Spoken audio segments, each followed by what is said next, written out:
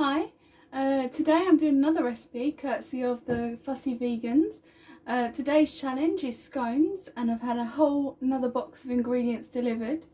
As you can see, I've had to try a slightly different camera angle today as I haven't got my trusty cameraman, but hopefully it'll be okay. And I thought it would be a good experiment in case any of our future recipes need me to use the hob, so it's a good way for me to trial it out.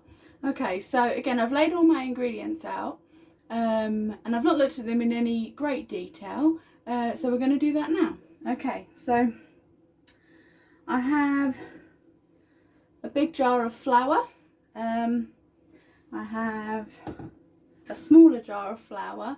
I'm not 100% sure why there's two, but I'm wondering if, because with scones you do semi-roll them out, so maybe that's just for dusting.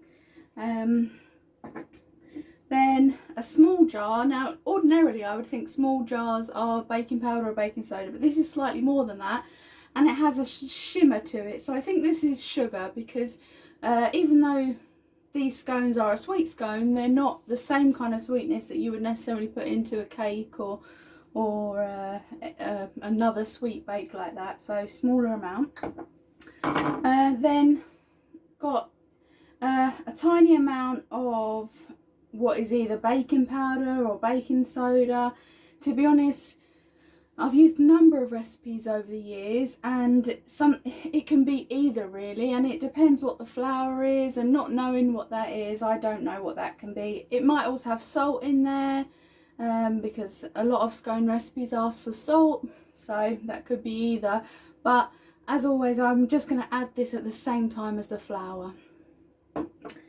Then we have wet ingredients, being, and I know this isn't liquid cinnamon anymore, so we have some more vanilla essence, some milk, which obviously isn't normal milk, some kind of, I'm guessing nut based milk, maybe hazelnut or cashew nut or almond, and a smaller version of that milk as well. And obviously where this is vegan, I know some recipes for scones put milk or egg on top of scones, so I'm guessing this is milk to go brushed on top of the scones for an even colouring.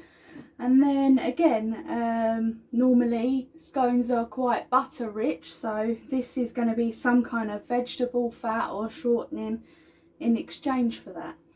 And then I'm going to be honest, Amy and Ely did, or Amy and James did give me these ingredients a little while ago, and I didn't get a chance around to making it. So it does include a lemon, but I'm not going to open that lemon and show you that because it's not looking too good, and unfortunately I'm not going to be able to use it, so hopefully that doesn't make too much of a difference. I know sometimes with scones, if you're using bicarb of soda, lemon does have a chemical reaction with that to create even more lift, so hopefully it doesn't need too much of that because I can't use it. And then finally we have some raisins or sultanas, which I'm glad because I like a fruit scone. I prefer them to a plain scone.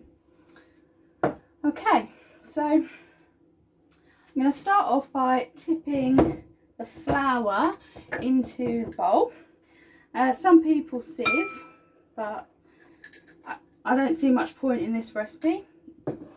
And then I'm going to add the bicarb or soda or salt or whatever it is to that.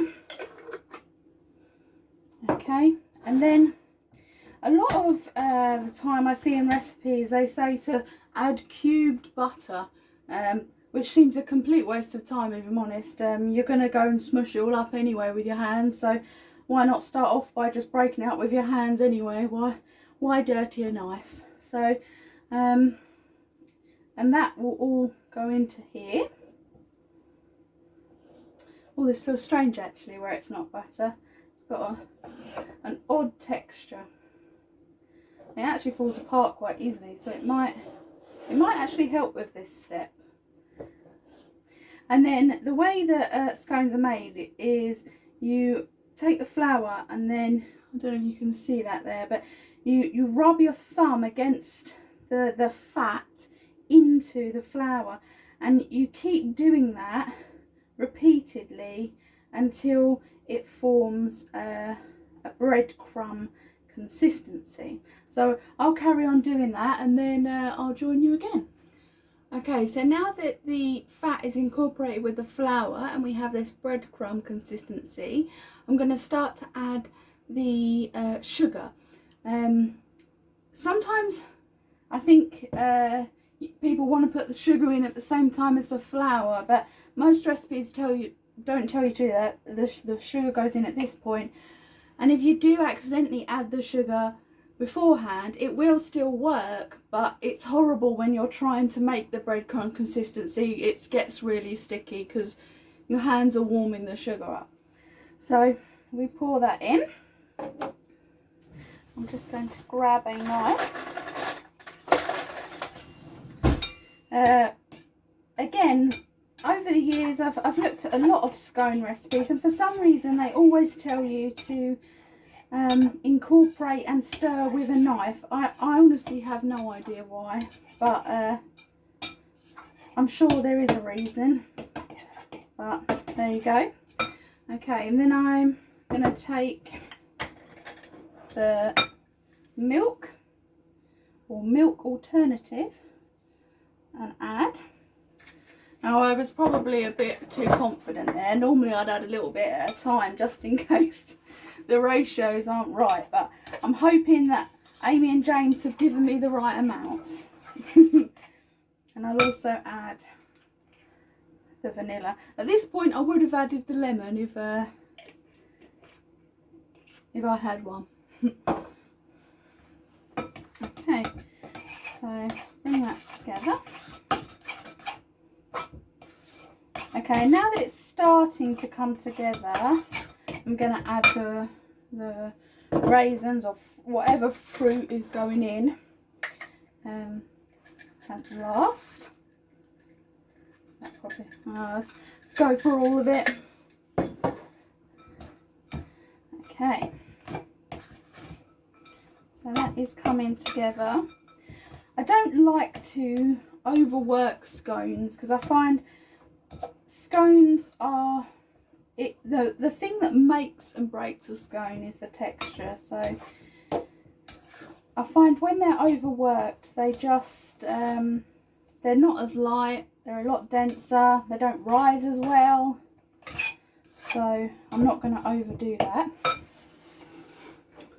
Okay, and then I'm going to use this little bit of flour that we have left on the surface.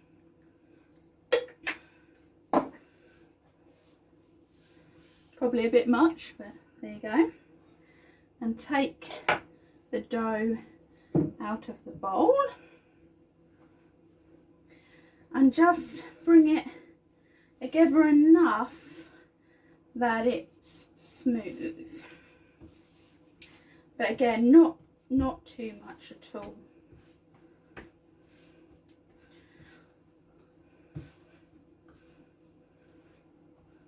I think that's pretty much all I would do.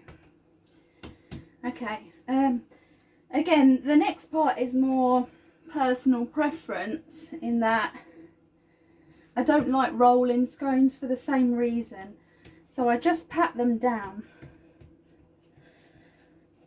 to about 2 centimetres thick. And then, again, I don't use a cutter for a number of reasons.